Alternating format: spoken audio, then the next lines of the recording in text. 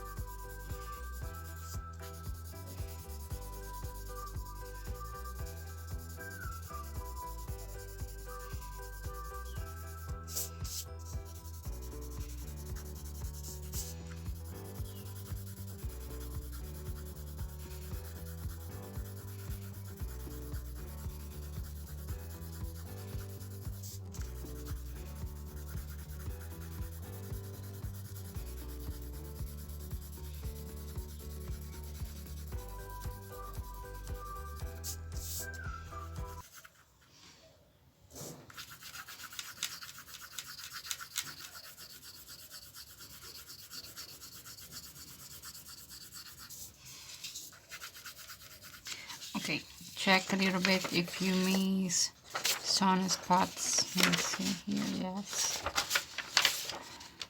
Okay, I think I have it. So I have here a watercolor paper. So let me place it here. I have here, I have a washi tape. I like this one because it doesn't have too much glue, so it won't damage my paper. So I think I have it here.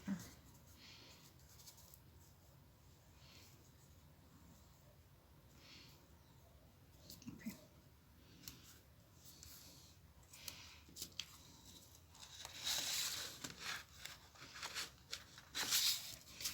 And with the pen, I use a hard tip pen. I'm going to start to transfer the drawing on my paper.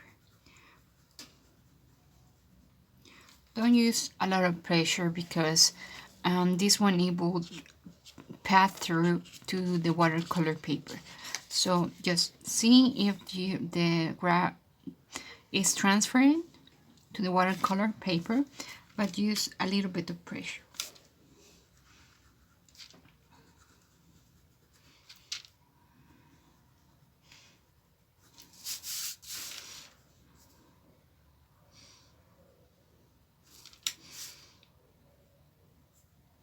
And we're going to continue.